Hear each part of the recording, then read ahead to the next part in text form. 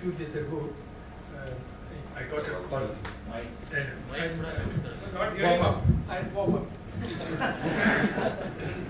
I got a telephone call saying that Arun Shodi se baat karni hai. मैं राजीव मल्होत्रा बोल रहा हूँ. So I said, how can I recognize you? You have to say, I am the Rajiv Malhotra speaking.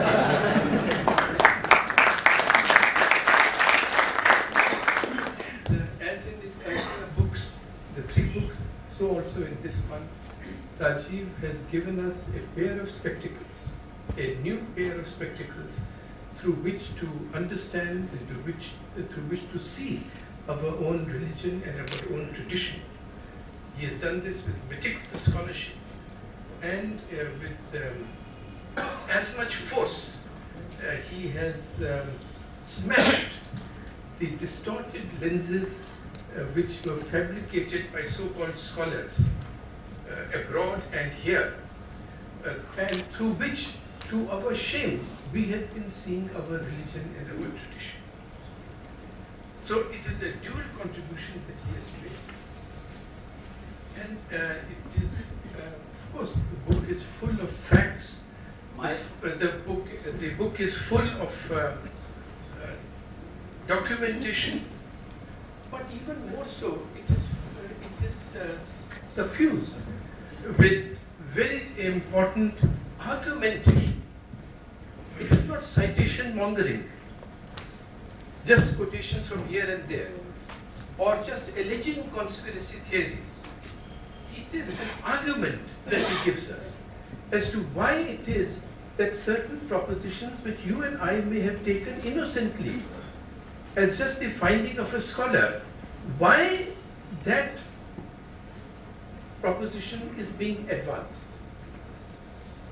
For instance, why is it that the church is afraid of the notion of immanence? Most of us would not have thought about it. But he gives us a deep reason as to why this is the case. Second is plain speaking. Because many scholars say things in such a convoluted way. Very often they say it in such a soft way because they are still looking for careers or acclaim in the very circles that need to be exposed. So Rajiv told me that his attitude in these matters was that what we do must be, as he to use his word, unignorable. It's a wonderful word, but that does not mean abuse. That does not mean just a sort of torrent of strong words. It means the kind of scholarship and documentation which he has provided. And third point about him before I get to the book is why he is an example to us, that he is truly independent. He is not dependent on any institution. He is not dependent for acclaim from an audience. So that true independence of an individual scholar is an example which we should always bear in mind, because too often in India I found, as I had occasion to mention here earlier on this very thing, last time you were kind enough to call me, too many of us look for institutional perches from which to do some work. But the great work that has been done by individual scholars working absolutely alone and unaided, often unrecognized. On both sides, if you see Kaushambi's work on one side, or if we see Khane's work on the other side. So we should take heart and follow the example of a person like him, who, laboring alone, has been able to, I know from scholars in the West, that they are apprehensive if he walks into a room in a conference on philosophy or religion or on Indic studies in the West. So sir, now this book shows how tendentious this scholarship has been. Mr. Doval was just recounting some of these things, but really he, if I may use a word, he shows that these scholars have really been sort of missionaries in Mufti. and how they have been insinuating certain notions in us, so sowing the seed of that tree which will keep changing, but their tree also keeps changing in this way. And he documents the lengths to which they will go. If I may just read one passage. One of the chapters is devoted to a very famous scholar who was very well cited in India by Indian scholars, Paul Hacker. And Rajiv tells us that when his collected writings were being published to mark his 65th birthday, these were many of the writings about India, Indian religion, Hinduism, and so on. And I'm quoting, he says that acting on Hacker's wishes, the editor of his collected works excluded the author's polemical Christian writings from the compilation. I found the same thing in the case of Max Muller. If we see the 4 volumes of his letters, and it's got sparks from Smithy's something, those writings are just not known in India. But they set out a clear agenda and their hope in Brahmo Samaj as to how it will be the lever by which India will be converted. So, and their great disappointment when the very person on whom they were relying, वो रामकृष्ण जी के पास जाता है और रामकृष्ण जी उसकी आजामत कर देते हैं और वो उनका मुरीद बन जाता है. So, Rajiv documents their tendentious scholarship and the lengths to which they will go. He documents so well the echo effect that they create. वो कुछ लिखेंगे, यहाँ कोट होगा, क्योंकि अब इंडियंस भी वही कह रहे हैं या हिंदू स्कॉलर्स भी वही कह रहे हैं, तो वो हिंदू स्कॉलर्स को कोट कर कर अपनी चीज को और भी रीइंफोर्स कर लेते हैं. And much of it turns on definitions. They will define a religion as something and thereby say, as Lowell was reminding us, that no, Hinduism not a religion. क्योंकि जी central authority नहीं है, book नहीं है, prophet नहीं है, मगर हमारी खासियत ही ये है कि नहीं है.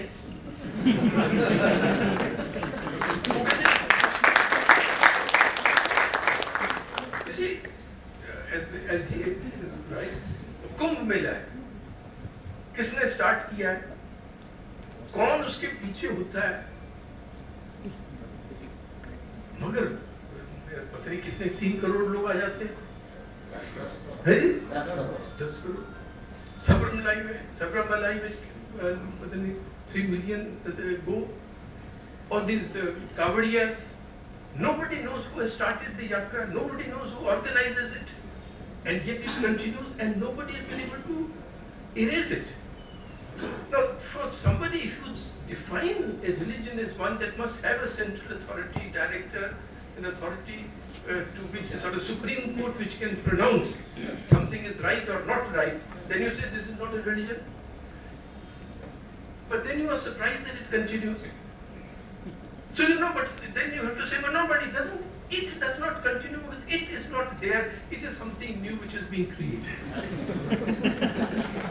This used to be the same thing till even the 1970s, that India is actually not a nation. The nation was also being defined in the same way, that which is one race or one language or one religion or a contiguous territory.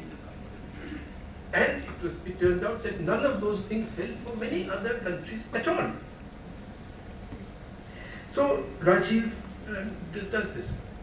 They cannot comprehend, and if I may quote a Western scholar whom Rajiv knows so well and about whom also I'm sure he would have helped me to educate us with, was Diane Eck in her wonderful work on pilgrimages in India. She uses a sentence which is incomprehensible to many of the scholars. She says that India has been defined not by the writs and edicts of its kings, but by the footfalls of its pilgrims. This area India was never united. Itne kingdoms the. But have you ever heard of a pilgrim's procession being stopped at any border within India? And those who are inside the tradition Gandhi ji, Ramakrishna Paramhans वगैरह को तो ये चीज सोच भी नहीं सकती थी कि कोई ऐसा क्वेश्चन पूछेगा। पर गांधी जी को देख लीजिए, विनोबा को देख लीजिए, उनको, for those who are steeped in the tradition, Vivekanand, they could see the essential unity. And it is just the outsider who sees only the difference. And in this, Rajiv so well documents their double standards. You see, there are animosities among Christian sects. The Shias and Sunnis are killing each other. But Christianity remains a religion. Islam remains a religion. But हमारे यहाँ, when there is a difference of opinion on things which are essentially unknowable, say between different sampradayas or between a ritual, जैसे देखा जी एक religion ही नहीं। अच्छा, एक तरफ है कि एक religion नहीं है, there is nothing like Hinduism. मगर अगर एक इंस्क्रिप्शन आपको मिल गई जिसमें कि आप इन्फर कर सकते हो जो इंस्क्रिप्शन में नहीं लिखा कि भाई किसी ने, किसी लोकल सेक्ट ने किसी लोकल जैन टेंपल को एप्रोप्रिएट कर लिया, तो आपने देखा नहीं, Hinduism is so intolerant, it took away the temples of the Jain, a religion which did not exist till just now. I documented this in the case of many of these Marxist systems. Similarly, Rajiv so correctly points out this whole notion that of boundaries between religions, that these in our case are permeable. I mentioned here an example from a survey in Japan, 1985. And Ian Ryder has a book on this.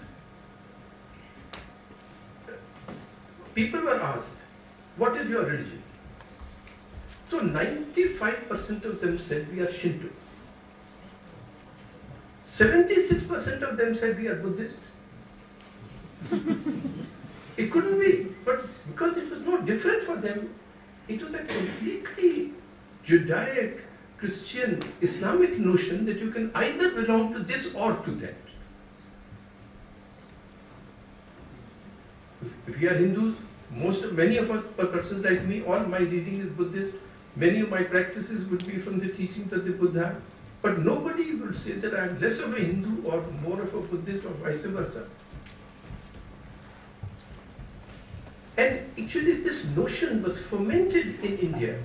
And it is the first time this happened is in the Shiromani Gurdwara Prabandhak Committee Act. In that act, who is a Sikh is defined. Who is a Sikh? He who believes in the Granth Sahib. He who believes in the 10 Gurus. Most of us would be Sikhs from that point of view. Therefore, a new clause was added, and who does not belong to any other religion. And Rajiv, now you and I may think it is just an administrative thing.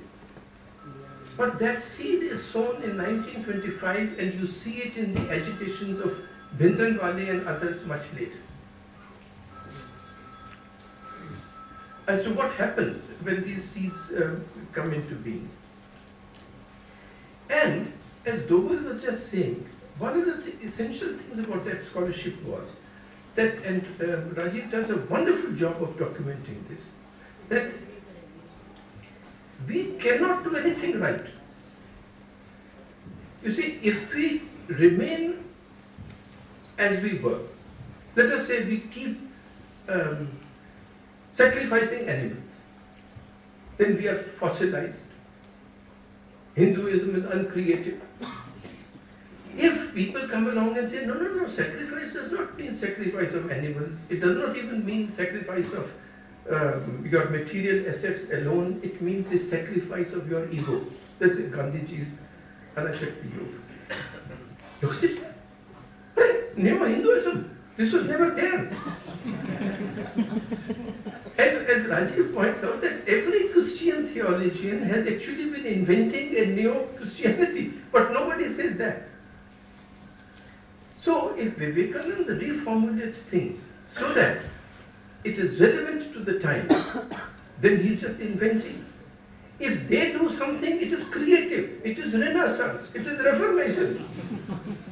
उधर एक दोवल साहब बुरा नहीं मानेंगे, हमारे senior लोग हैं वो बुरा नहीं मानेंगे, मुझे एक मेरे बिहारी दोस्त ने मुझे एक मुहावरा उनका बतलाया, वो कहते थे वो करें तो चमत्कार,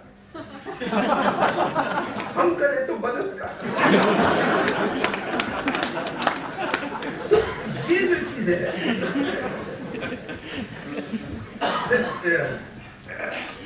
not only that, if there are contemporary accounts, I mean, we have one of the best people I know knowledgeable on Islam and Islamic history, or the history of Islamic rule in Arifia.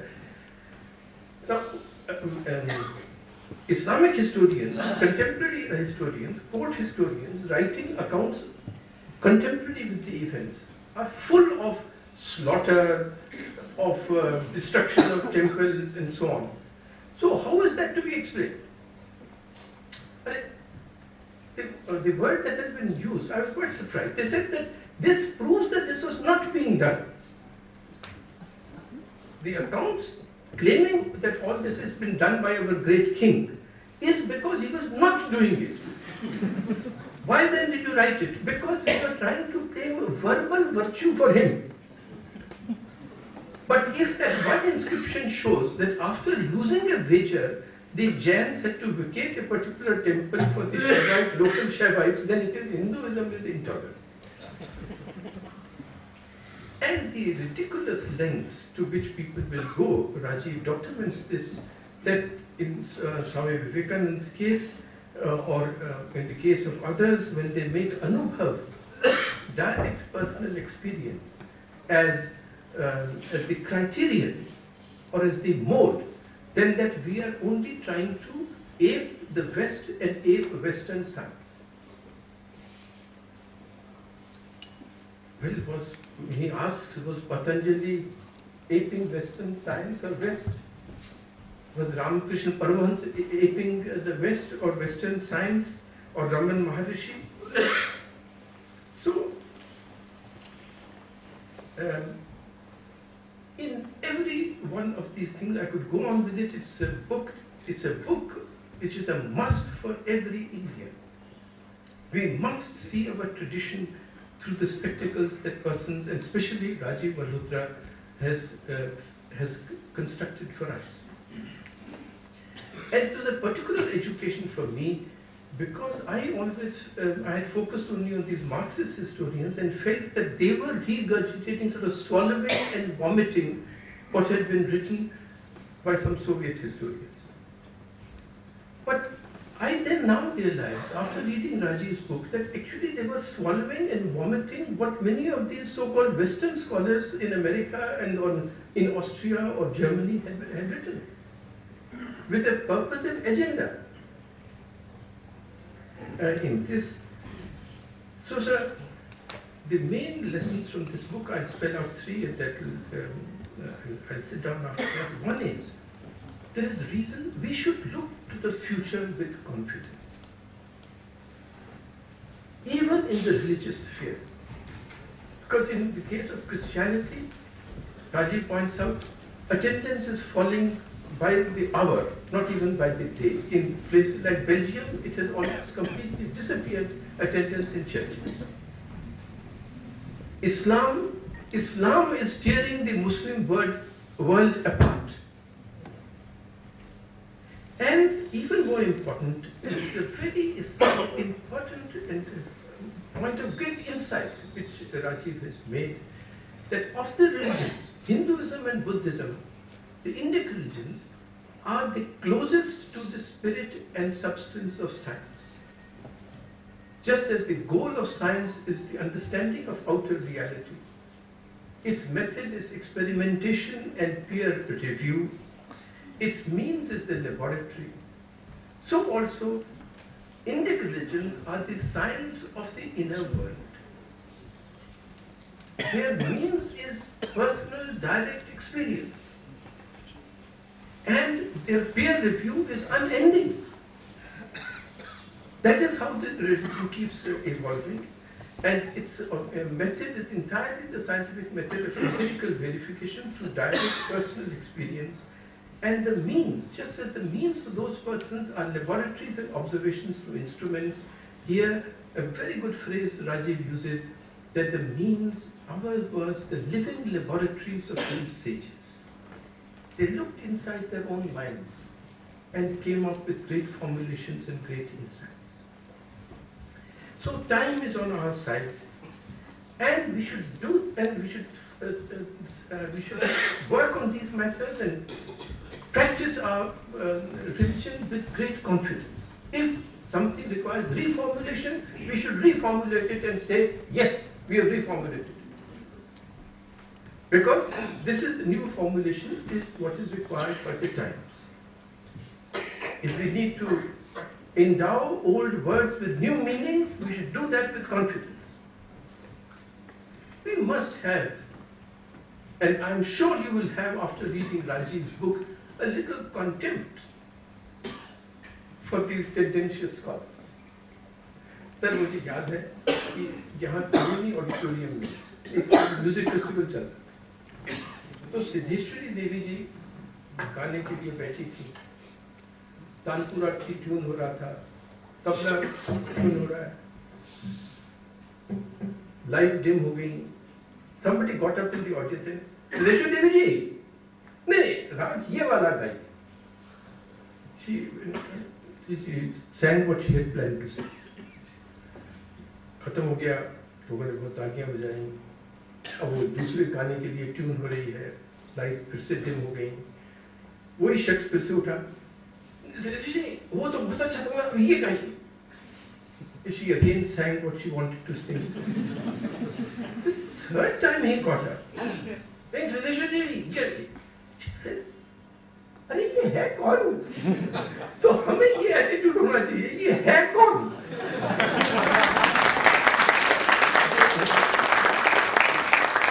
And the main thing to do is to succeed. Even in intellectual things, nothing succeeds like success. Not one of these scholars will fabricate and propagate the type of nonsense that he does about India. He will never do it about China. Yes. Because China has become strong. And the scholars know that if they write things about China, they will lose their livelihood because they will lose their access to their sources. So the important thing is to succeed, and then everything will follow. And one reason, final reason for being confident is that because of the work of Ramsarup, Sitaram Goel, Conrad Els, David Frawley, Rajiv Malhotra, because of the work of these persons, the corpus is now reaching a critical mass. So that we can think that in a few years we will have two series. One, a library for India, and a library of India. We should aim for those. But the prerequisite is that we should be like Rajiv Malhotra, we should know our tradition, we should know our religion.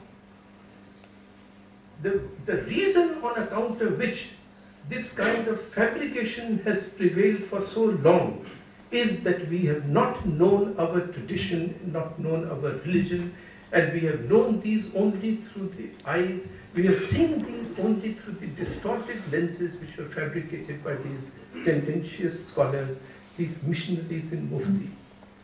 So Rajiv, certainly on my behalf, and I'm sure on the behalf of everyone, and on behalf of all your readers, thank you.